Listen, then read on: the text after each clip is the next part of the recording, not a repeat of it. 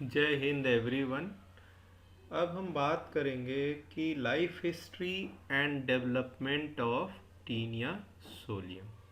Life history and development of Taenia solium, जिसमें सबसे पहले हम बात करेंगे कॉपुलेशन की और फर्टिलाइजेशन की।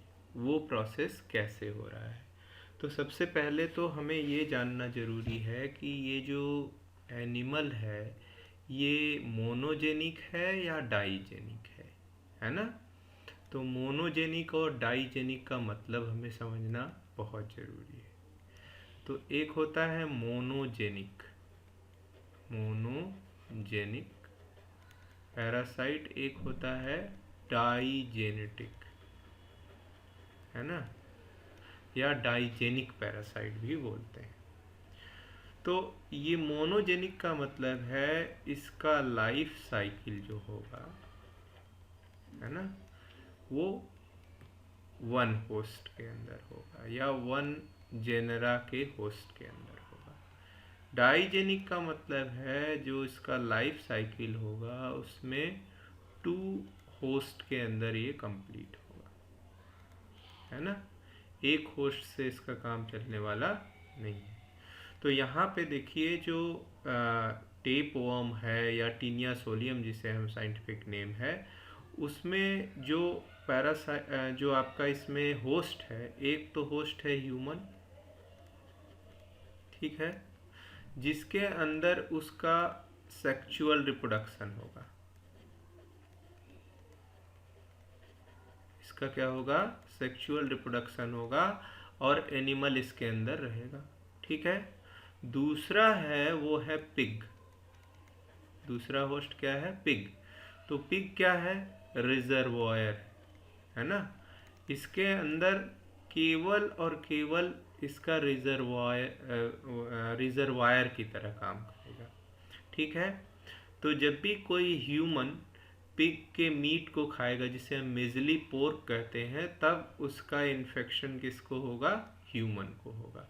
और ह्यूमन के अंदर ही सेक्सुअल रिप्रोडक्शन इस पैरासाइट का कंप्लीट होगा। तो अब हम लोग देखेंगे कि भाई क्या इसमें कोई फ्री लार्वल स्टेज होती है। तो इसमें कोई फ्री लार्वल स्टेज नहीं होती है, नो फ्री लार्वल स्टेज, है ना। कोई भी फ्री लार्वल स्टेज इसमें नहीं पाई जाती है। जैसे कि आप अगर फैसियोला पढ़ेंगे तो फैसियोला हिपैटिका में आपको फ्री लार्वल स्टेज है, लेकिन यहाँ पे आपको कोई फ्री लार्वल स्टेज नहीं, ठीक है। अच्छा, अब बात करते हैं फर्टिलाइजेशन की। तो फर्टिलाइजेशन देखिए, फर्टिलाइजेशन क्या है। फर्टिलाइजेशन अगर हम कहें सिंपली तो ये क्या है, union of male and female gamete, यही भाई है ना। तो मेल और फीमेल गैमीट के यूनियन को ही हम लोग क्या बोलेंगे, फर्टिलाइजेशन। अच्छा, अब यहाँ हम ये जानते हैं कि प्रत्येक सेगमेंट, जो एक एक सेगमेंट है, सभी सेगमेंट क्या है, हर्माफ्रोडाइट, हर्माफ्रोडाइट है ना। लेकिन हमने आपको बताया था कि मैच्योर सेगमेंट जो होते हैं, जो मैच्योर सेगमेंट है उसमें कितने तरह के सेगमेंट हैं भाई।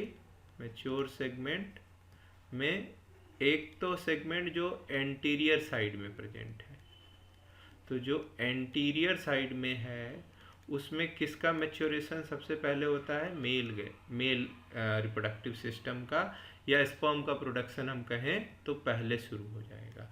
तो इसको क्या बोलते हैं, प्रोट एंड्रस। जहाँ मेल की मैच्योरिटी पहले होती है उस कंडीशन को क्या बोलते हैं, प्रोटैंड्रस। तो यहाँ पे भी यही कंडीशन है। लेकिन जब जो मैच्योर सेगमेंट में उसमें थोड़ा और पीछे की तरफ आएंगे, जो और ओल्ड सेगमेंट होंगे, तो वहाँ आपको फीमेल रिप्रोडक्टिव सिस्टम का भी डेवलपमेंट हो जाएगा पूरी तरह से। तो यहाँ पे जो फर्टिलाइजेशन है अगर हम कहें तो यहाँ पे किस तरह का फर्टिलाइजेशन है, सेल्फ फर्टिलाइजेशन। यहाँ पे आप देखिए, तो सबसे पहले हम बात करेंगे मेल रिप्रोडक्टिव सिस्टम की, उसके बाद तब आएंगे हम फीमेल रिप्रोडक्टिव सिस्टम की। पहले हम देखेंगे कि गैमीट किस तरह से प्रोड्यूस हो रहा है, उसके बाद ही हम जो है तब जो है उसके बारे में बात करेंगे कि फर्टिलाइजेशन कैसे हो रहा है। तो पहले देखिए, पहला ये स्ट्रक्चर आपका क्या था, टेस्टिस, है ना। और ये स्ट्रक्चर जो दिख रहा है आपको, ये क्या था, वाजा इफ्रेंसिया, है ना, ये वाजा इफ्रेंसिया था।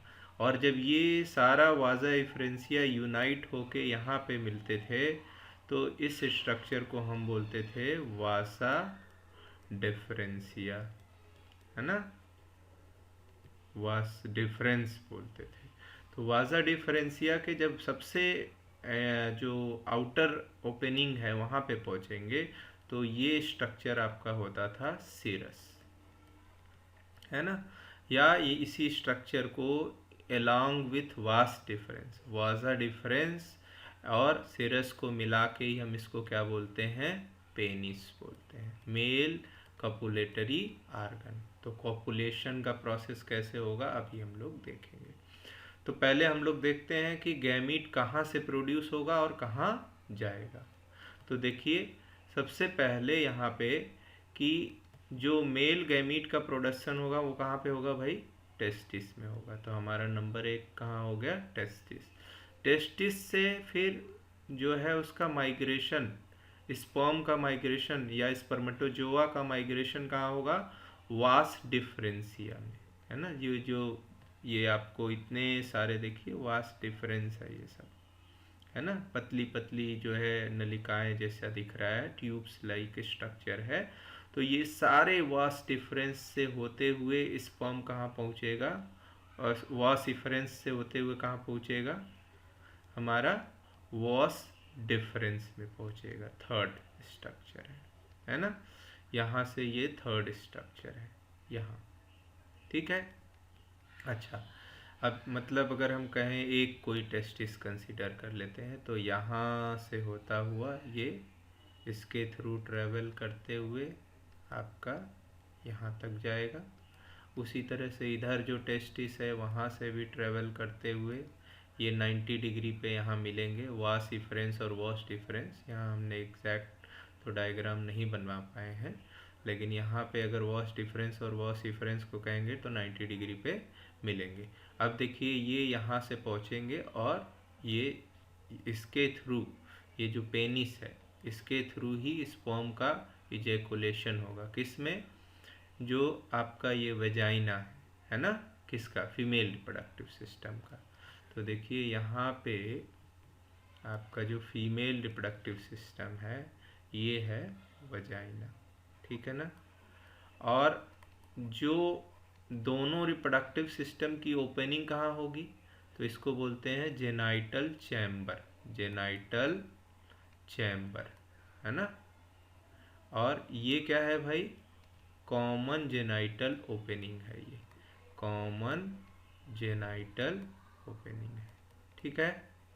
अच्छा, ये बहुत इम्पोर्टेंट है, अभी हम लोग देखेंगे, ठीक है। अब ऐसे ही फीमेल रिप्रोडक्टिव सिस्टम की अगर हम बात करें, तो फीमेल रिप्रोडक्टिव सिस्टम में देखिए क्या हो रहा है। फीमेल रिप्रोडक्टिव सिस्टम के लिए हम दूसरे कलर का एरो यूज़ कर लेते हैं, चलिए ये रेड ब्लू कलर का यूज़ कर लेते हैं। तो देखिए, फीमेल रिप्रोडक्टिव सिस्टम में ये क्या था भाई, आपका इस एनिमल का क्या है, ओवरी है, और ये क्या था, ब्रिज कैनाल, ब्रिज कैनाल, है ना। और ये क्या था, ओवरी डक्ट, ओवरी डक्ट, है ना। और ये क्या था, ओ टाइप। तो पहले हम लोग देखते हैं गैमीट का प्रोडक्शन कहाँ होगा भाई, ओवरी में होगा, 1 नंबर, ठीक है। यहाँ से गैमीट ओवम कहाँ जाएगा, ब्रिज कैनाल में, ठीक। ब्रिज कैनाल से कहाँ आएगा, ओवरी डक्ट में, और ओवरी डक्ट से कहाँ आएगा, ओ टाइप में, ठीक है ना। तो देखिए, 1 से 2, 2 से इसको हम 3 नंबर दे देते हैं। ठीक है, तो आप यहाँ देखिए ये ओवरी है, ओवरी से ब्रिज कैनाल, ब्रिज कैनाल से होते हुए यहाँ आएगा, यहाँ से कहाँ आ जाएगा, ओ टाइप में। ठीक है, अब देखिए यहाँ पे जो ये स्ट्रक्चर है ये क्या है, वेजाइना। वेजाइना, अब देखिए क्या होगा यहाँ पे, जो ये सिरस है, सिरस जो स्ट्रक्चर है, यहाँ पे जब ये कॉन्ट्रैक्ट होगा तो ये जो मेल रिप्रोडक्टिव सिस्टम का पेनिस है ना, तो वो क्या करेगा, यहाँ से बाहर आ जाएगा, है ना। तो this will come out and go into vagina. ठीक, ये जो पेनिस है वो किस में चला जाएगा, वेजाइना में, और वेजाइना में ही किसको छोड़ देगा, स्पर्म को। तो स्पर्म यहाँ से होते हुए, तो ये स्ट्रक्चर क्या है जहाँ पहुँचेंगे भाई, ये स्ट्रक्चर क्या है, इसको बोलते थे सेमाइनल रिसेप्टिकल। क्या बोलते थे, सेमाइनल रिसेप्टिकल, है ना। या इसको बोलते थे, क्या बोलते थे, फर्टिलाइजेशन चैम्बर भी बोल देते थे। लेकिन फर्टिलाइजेशन यहाँ पे नहीं होगा। जब यहाँ से फीमेल गैमीट ये ओ टाइप से किस में आएगा, इस फर्टिलाइजेशन डक्ट में। ये क्या है, फर्टिलाइजेशन डक्ट, है ना, फर्टिलाइजेशन डक्ट में आएगा। तब यहीं पे जो है, यहीं पे क्या होगा, फर्टिलाइजेशन होगा। ठीक है, तो ये कॉपुलेशन प्रोसेस यहाँ कंप्लीट हो जाएगा, है ना। अच्छा, ये कह रहे हैं, और यहीं से क्या बनेगा भाई, फिर जाइगोट बनेगा, है ना। और वो जाइगोट कहाँ जाएगा, यहाँ से होते हुए कहाँ चला जाएगा, यूटेरस में। लेकिन इस प्रोसेस को थोड़ा डिटेल में भी समझेंगे हम लोग। तो देखिए यहाँ पे ये कह रहे हैं कि सर एक ही ये प्रोग्लाटिड के अंदर होगा। इनका प्रश्न है मनोज जी का कि ये जो है क्या एक ही प्रोग्लाटिड के अंदर होगा। नहीं भाई, देखिए कभी कभी इसको क्रॉस फर्टिलाइजेशन नाम देते हैं, लेकिन वो नाम सही नहीं है। आप भी हमारे से सहमत होंगे। कैसे, देखिए मान लीजिए ये टेपवर्म है, ठीक है, ये टेपवर्म है, और उसका ये जो है एक प्रोग्लाटिड है, ये दूसरा है, और ये तीसरा है। ये सभी मैच्योर प्रोग्लाटिड की मैं बात कर रहा हूँ।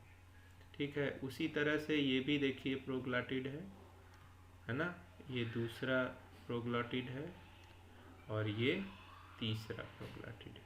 ठीक है, तो ये स्ट्रक्चर देखिए क्या है, हमने आपको बताया था ये क्या है भाई, जेनाइटल पैपिला है।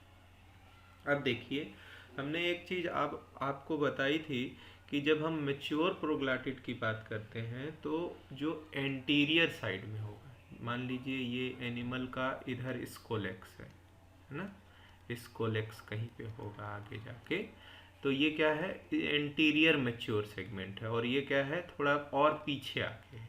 तो पहले किसकी मैच्योरिटी होगी, मेल की मैच्योरिटी होगी, और बाद वाले में फीमेल की भी मैच्योरिटी हो जाएगी अलॉन्ग विथ मेल। तो अगर मेल फीमेल दोनों की होती है तब तो यहाँ जो पोस्टीरियर सेगमेंट है जो हमने बताया फर्टिलाइजेशन का प्रोसेस ये होगा। लेकिन कभी कभी क्या होता है कि इस प्रोग्लाटिड का फर्टिलाइजेशन इसके द्वारा होता है। कैसे, इसमें मेल का मैच्योरिटी हो गया तो ये दोनों पास पास आ जाते हैं जेनाइटल पैपिला, और मेल का जो पेनिस होता है वो इसमें से निकल के, ये जो आपका जेनाइटल पोर है ना, यहाँ देख रहे हैं ना जेनाइटल पोर, तो इसमें से निकल के ये पेनिस किस में चला जाएगा, दूसरे वाले प्रोग्लाटिड में।